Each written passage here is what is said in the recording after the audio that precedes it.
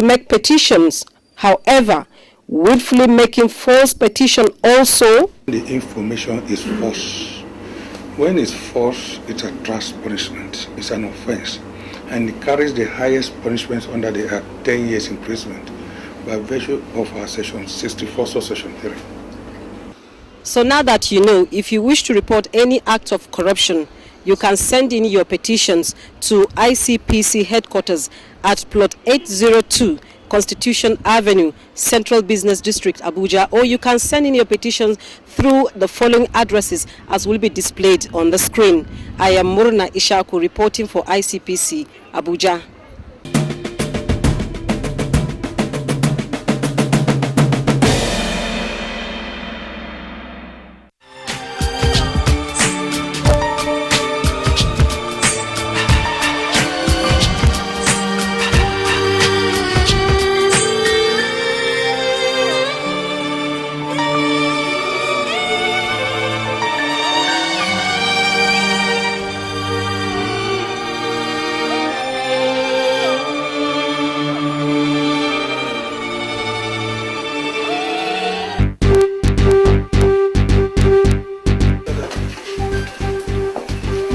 Vacancy.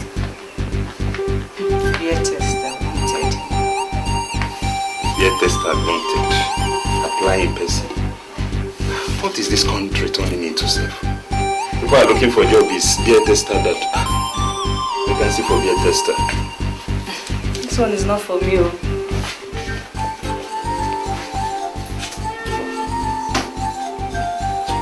Beer tester wanted. Apply in person. That be say God don't butter my bread. I will just go inside now and apply in person. But first, make I shine my eyes.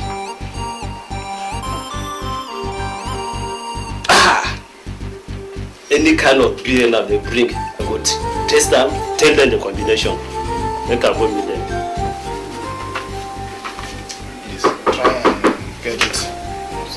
Yes. Okay, sir. Okay, sir. Yes, come in, please. Thank you, sir.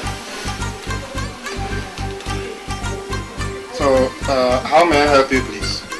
Sir, I want to apply for the position advertised. Okay, I see. Okay, can you wait outside for some minutes, please? We'll come call you in for the interview to commence. Okay, no problem, sir. Thank you, sir.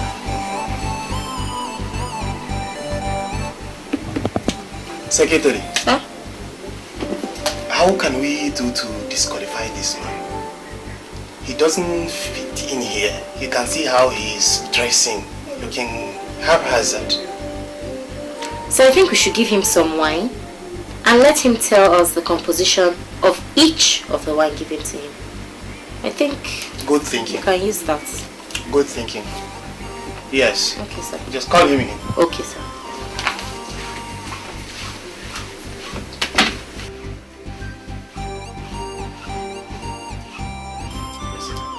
Yes, young one. You can sit down. We'll give you a trial. And if you pass, we'll offer you the job. No problem, sir. I'm ready. Okay? Secretary, Sir. please go and get some wine. Okay.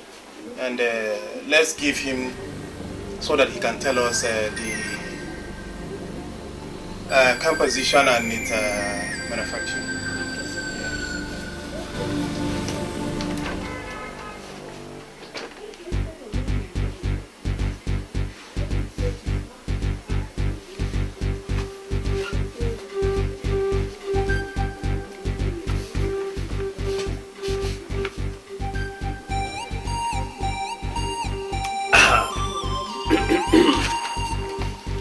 It's red wine, a muscat,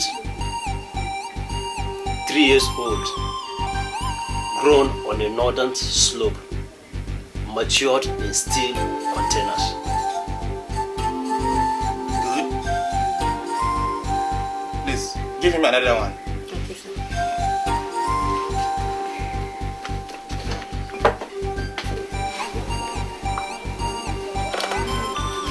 is a collective one.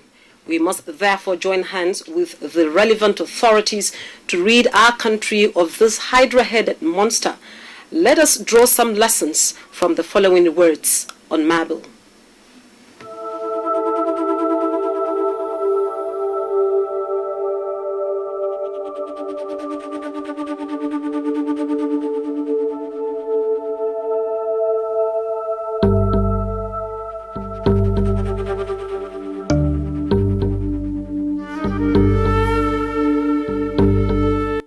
You can report acts of corruption to ICPC headquarters at plot 802 Constitution Avenue, Central Business District, Abuja, or the nearest ICPC office in the following locations, or call any of our toll-free lines displayed on the screen. Before we draw the curtain on this program, I leave us with a word of a popular philosopher, Albert Einstein. He said, "The world will not be destroyed by those who do evil, but by those who watch them without doing anything." So, report any act of corruption near you today. Thanks for watching. Keep a date with us same time next week. Hawa? Thank you, Murna. See you same time next week. Bye for now.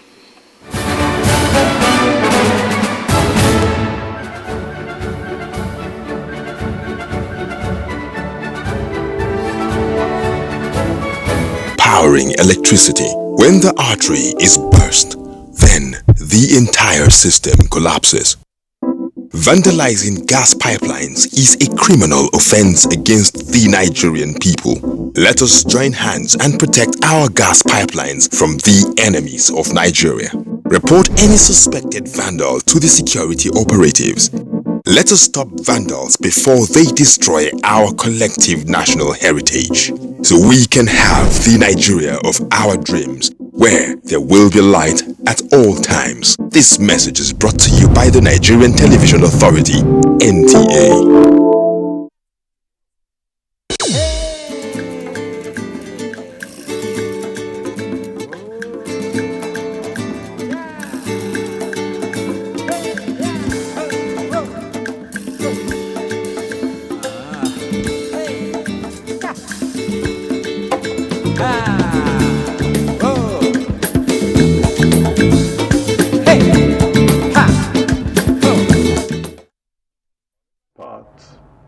Iwano is used to gather or spread the coal.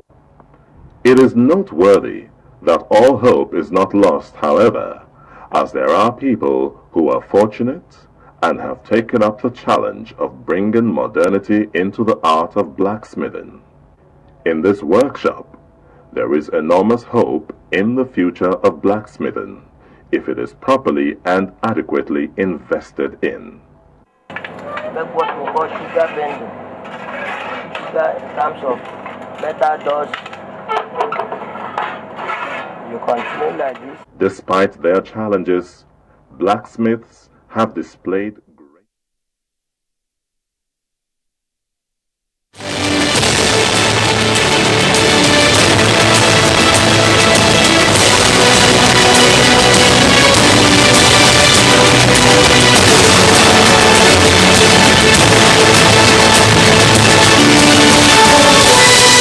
NTA International News. Nigerian Army establishes a forward operation base 331 Artillery Regiment in Borno State just as it cracks down on Boko Haram collaborators. Brexit, large bank set to relocate. Nigeria's Kelechi Iheanacho projects Manchester City to Premier League summit. Great to have you join us on the news on NTA International. I am Ifeanyi Okafor. And top on our news, the federal government will gradually reposition the Nigerian aviation sector in such a way that will turn the nation into a regional hub for air transportation. Minister of State for Aviation, Hadi Sirika, said this when he received a delegation from the Airbus Group of France.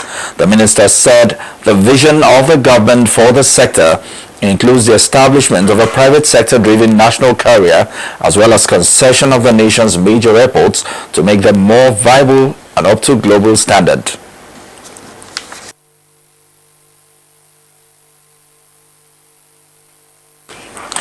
government will also reposition domestic airlines to make them competitive and profitable. The ambassador of France to Nigeria, Dennis Goa, who led the delegation, said the Airbus Group intended to open an operational office in Nigeria as a mark of confidence on the government's agenda for the aviation industry in Nigeria. Airbus Group Africa say they are interested in the plans of the federal government to concession major airports in the country as well as the establishment of a national carrier. And out of security matters, as Operation Lafia Dole, in conjunction with other security agencies, has taken measures to stop livestock rustling, which has been discovered to be another source of funding for Boko Haram terrorists. The measures have resulted in the arrest of some persons involved in aiding and abetting the heinous crime in the theater of operation. A statement from the Acting Director, Army Public Relations, Colonel Sani Kukasheka Usman, says so far 21 suspected persons have been arrested. It states that preliminary investigation and profiling of the suspects have commenced. The Acting Director, Army Public Relations, says such actions by those unpatriotic elements are likely to jeopardize the collective efforts of clearing the remnants of Boko Haram terrorists in the country. Although investigations are ongoing, the statement warns all collaborators on acts of terrorism in the Northeast and Borno State in particular to desist forthwith. The Nigerian Army and indeed Operation Lafia Dole will not tolerate such acts of sabotage from anyone. The statement also encouraged the general public to report any known or suspected illegality with regards to Operation Lafia Dole to the security agencies. Meanwhile, the Nigerian Army has established a forward operation base 331 Artillery Regiment Tactical in Borotei, Bu local government area, Borno State. The Minister of Defense, represented by the Chief of Army Staff, Lieutenant General Tukur Borotei, performed the inauguration ceremony. Defense correspondent Ismail Musa has details. This is Buratai, the hometown and residence of Lieutenant General Tukur Buratai, the 26th Chief of Army Staff. Due to the strategic location and attributes of the town, Buratai, a corridor to Yobe State, was ransacked 3 times by Boko Haram in 2015. All the time they came in, the first one, then the second one, people ran away and left the town. Though the displaced have fully returned, this bullet-riddled building now provides a palliative accommodation to troops protecting the entire Bu axis. The need to maintain offensive operation from a fortified location, conduct aggressive patrol and improve response time necessitated the establishment of the base. Following the incessant attacks by Boko Haram terrorists in the general areas of Bunyadi and environs, future operational plans necessitated the need to establish a forward operation base here. The scope of the army formation include Chani, Gonori, and Bunuyadi in Borno and Yobe states. It serves as an interception or quick response area. Between here and Damaturu, Burete area going to that axis is a security risk area. The new 3-3 Artillery Regiment is a battalion from Buratai in Bio local government area of Borno State. Ismail Musa, NTA News. In the meantime, Theatre Commander Operation Lafia Dole, Major General Lucky Rabo, under the Nigerian Army Quick Impact Project, has donated educational materials to school children at the internally displaced persons camp in Yola. Ladibala reports that the Theatre Commander was represented at the occasion by the Commander 23 Armored Brigade Yola, Brigadier General Benson Akinroluye. They are victims of insurgency whose educational pursuit has suffered setbacks sequel to their violent displacement by insurgents. Concerted efforts geared towards bridging the gap in the educational development of these young minds constitute priority on the agenda of concerned stakeholders. To this end, the proactive intervention by the Nigerian Army under its Quick Impact Project as part of social responsibility could not have come at a better time than now. The Nigerian Army deployed officers and soldiers of the Education Corps to teach in various IDP camps in the Northeast. Items donated include 10,000 exercise books, 120 textbooks, 3,000 erasers, 50 cartons of whiteboard markers and 10 mobile whiteboard, among others, to be shared among schools in 3 IDP camps in Yola. The State Commissioner of Education, represented by the Permanent Secretary Mahmoud Abubakar, said the intervention by the Nigerian Army is timely and in line with the posture of the state government, which has declared a state of emergency on the educational sector. In Yola, Ladibala, NTA News. Away from security to electoral matters, the Independent National Electoral Commission (INEC) has inaugurated a 15-man committee to review the Commission's 2012-2016 strategic plan and to set targets and roadmaps for the next 4 years.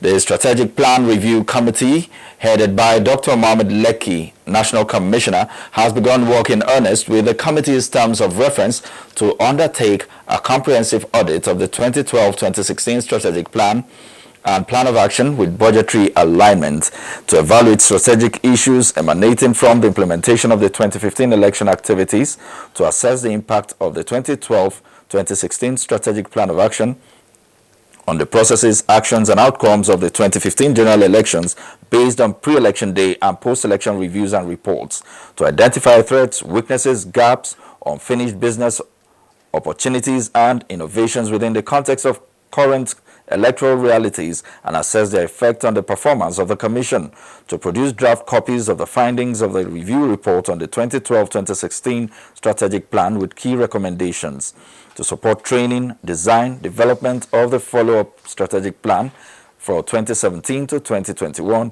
including its validation process, as well as to serve as resource persons at the Commission's retreat and to conclude the exercise within a period of 30 days. The members of the committee include Abdullahi Kaugama, Olusegun Agbaje, Professor Bolade Ayinla, Professor Mohamed Kuna, Chima Duraku, Pascal Ukenwe, Omolaja Ashoyolu. Others are Dr. Otive Igbuzo, Dr. Peter Mba, David Asemo, Chidi Nwafo, Blessing Obidegu, Kola Oyelami, and Okechukwu Ndeche. And turning to health, health workers in the country have been challenged to develop the right attitude to work in order to complement government's efforts for effective healthcare delivery service. The Minister of State for Health, Dr. Osage Hanere, gave the challenge while inaugurating new amenity and labor wards at the Federal Medical Center, Jalingo, Taraba State. Joseph Zanagambo has the details. While commissioning the new ultramodern amenity ward, which houses about 24 rooms that are well equipped with modern and state-of-the-art facilities for the comfort of admitted patients, the Minister of State for Health, Dr. Osage Ihenire, congratulated the state for the huge medical achievement. Dr. Osage Ihenire emphasized that the facility, if effectively utilized, will go a long way in domesticating medical delivery service, which according to him will help to reduce loss of foreign exchange due to medical treatment abroad, estimated to cost the country over $1 billion annually. To complement this beautiful edifice is also to have the right attitude to work, because it is not only poor service and poor environment that scares away people from hospitals, it is also the attitude of the caregivers. The State Deputy Governor Haruna Manu, represented by the Commissioner for Health, Dr. Innocent Vakai, and the Medical Director of Federal Medical Center Jalingo, Dr. Inusa Wiza, reiterated the present administration's commitment in the provision of quality healthcare service, which is evident in the prompt payment of all its counterpart funds. It is worrisome that the causes of mortality are known to us, and with quick interventions in terms of infrastructures and equipment. Our patient turnover has outstripped our infrastructural capacity, and the existing facilities overstretched. In their goodwill messages, the Permanent Secretary, Ministry of Health, Dr. Musa Obadia, and Dr. Arinze Egboga of the Federal Medical Center Jalingo observed that the facility put in place has the capacity to meet the healthcare needs of the people of the state and its neighbors. In Jalingo, Joseph Zanagambo, NTA News. Information and Culture Minister Lai Mohammed has hailed the rich cultural heritage of the ancient Benin Kingdom, saying it remains one of the famous destinations during the exploitations of the African continent by Europeans. The minister was speaking at the opening of an exhibition in commemoration of the coronation of the new Oba of Benin. Anthony Forsen reports. The Information and Culture Minister, Lai Mohammed, while describing the people of Edo as highly skilled in arts and crafts, said they have continued to maintain the rich legacy of the Benin Kingdom with their colorful festivals and engagement in arts production. Our rich culture is a spectacle for the global world to behold. Nigeria has become an irresistible and important site of culture, creativity, and intellectual property. The minister, however, lamented the plundering of the priceless pieces of Benin artwork during the attack on the ancient Benin Kingdom by the British in 1897. What remains a plot in African history is the sad and regrettable narrative of the wanton and almost massacre of the ancient Benin Kingdom. Although some of the works have been repatriated, till date, some other church works are still adorn exhibition spaces in museums across Europe and America. The ESA of Benin, Chief Sam Ibe, who declared the exhibition opened, chronicled the history of the Benin arts and how it has been sustained till date. The artworks of display today demand that we think and that we grieve, lest we forget that we are ourselves artists. In Benin, Anthony Forson, NTA News. Nigerians have been told never to lose hope, but to put their best in any area they find themselves and continue to trust in God's faithfulness to bring the nation out of its challenges. Chairman, Christian Association of Nigeria, FCT, Reverend Israel Akonji, gave the message at a combined service to mark Tekan Ekwa Church FCT chapter in Abuja. Ifeanyi Zumba now reports.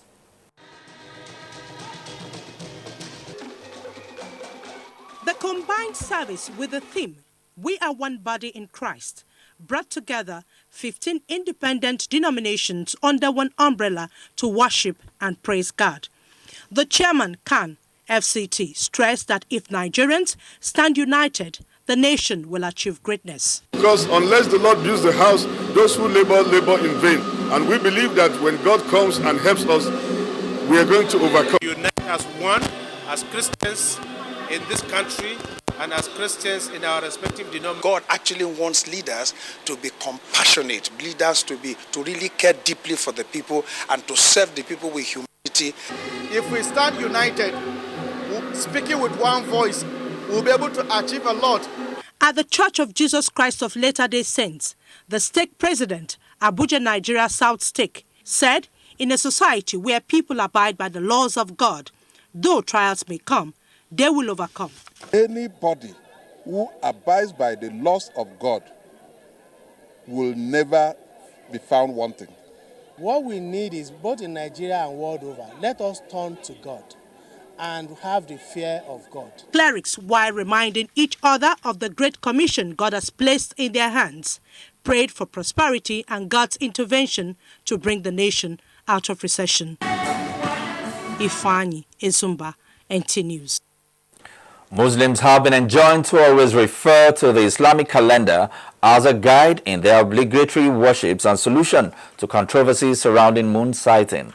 This was the thrust of a lecture on the significance of Islamic calendar in the life of Muslims. Abdullahi Garba Brininkudu now reports.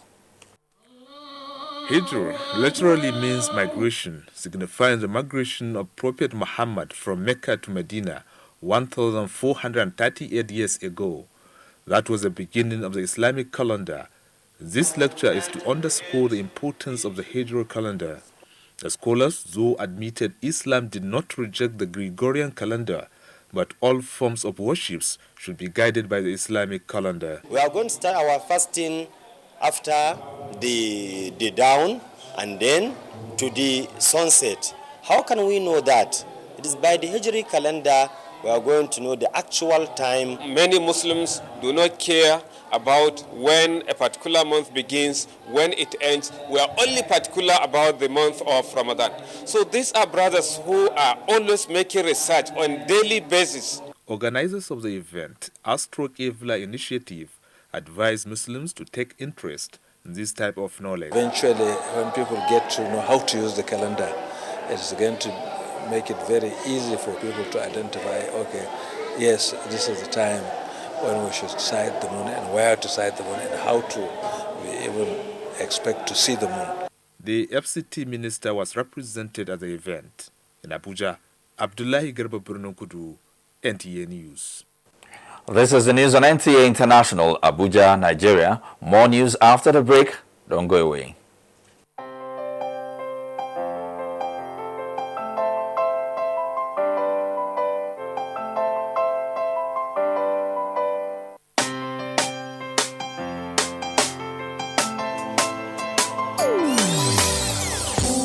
Hear the call of change. Stand up, Nigeria. Change is here and it's going to stay. Change begins with you. Oh yeah, make we go. So let the change begin from within. Look at you, Ogeruola. Change begins with you and me. Change begins with me. Change begins with me. Change begins with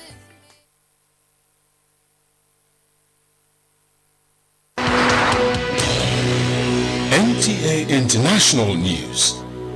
Africa as it is.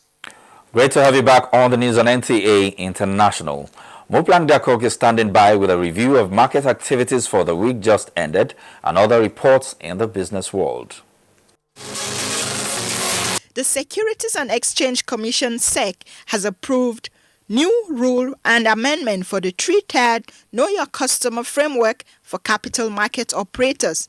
The proposed new rule include fast-track filing of annual reports, amendment to Rule 305 proceeds of issue, and proposed amendment to National Investor Protection Fund. Analysis of market activity in the week ended October 21, 2016 reveals that market breadth closed negative at 0.58 against 0.57 recorded in the previous week. The all-share index closed on a negative note for the week at minus 0.95%. Market optimism remained weak at 16.41%, while market pessimism was high. And from the United Kingdom comes a report that large banks are getting ready to relocate out of the UK early next year over fears around Brexit. Boss of the British Bankers Association, Anthony Brown, who gave the warning, also says smaller banks could move operations overseas by 2017. The BBA boss revealed that most banks had backed UK remaining in the EU. Moplang Dakok, NTA News. Away from business to judicial matters, the Chief Judge of the FCT High Court, Justice Ishaq Bello, says the FCT judiciary is irrevocably committed to serve as a point of reference and center of excellence when it comes to capacity building, execution of court judgments, and fight against corruption and other heinous crimes. Receiving publication of the United Nations Office on Drugs and Crime, UNODC, in Abuja, Justice Bello says henceforth mere filing an appeal by litigants to buy time cannot stop execution of court judgments except by an order from an appeal court. Abdul Fattah Didiron now reports. While condemning frivolous applications by some litigants to slow down the arms of justice, the Chief Judge says this unwholesome practice will no longer be condoned. Justice Ishaq Bello maintains that bottlenecks in the judicial process must give way to speedy dispensation of justice. To this end, the Chief Judge launched sentencing guidelines and practice direction for FCT courts to guide High Court judges and magistrates while presiding over criminal matters. He says the legal instrument also seeks to address the lacuna in the execution of court orders. It's not just adjudication alone for us, but also it is an image-making body for this nation. Because if we falter, it quickly reflects on the entire nation, and we're therefore extra cautious and careful in whatever we do. Earlier, Project Coordinator Support to Anti-Corruption in Nigeria had expressed UNODC's commitment to partnering with the judiciary in the area of capacity building and the fight against crime. The organization, he says, has been in the forefront of fight against drug trafficking, human trafficking, terrorism and other unwholesome acts since 1991. As we intervene in such areas, partnering with the judiciary is of vital importance in order for us to implement our mandates. So, of course, working with the FCT High Court is very important. High point of the occasion was the formal commissioning of Witness Support Unit to allay the fears often entertained by witnesses whose role, to a large extent in determining a case, be it criminal or civil, cannot be underestimated. In Abuja, Abdul Fattah Adediran, NTA News. And after that judicial story, we now take our stories round the globe as Ilyasu Ali Yakubu packaged. An Egyptian court has upheld a 20-year jail sentence passed against OCT President Mohamed Morsi for his role in the killing of protesters outside the presidential palace in Cairo in December 2012. The ruling by the Court of Cassation is the first final verdict against Morsi since he was ousted and subsequent detention in July 2013. He has been convicted and sentenced to death and life imprisonment in 3 separate cases. Still in Africa, and the chief whip of South Africa's governing political party has called on its entire leadership, including President Jacob Zuma, to step down. Jackson Ntembu said fraud charges against the finance minister Pravin Gordhan were politically motivated. He said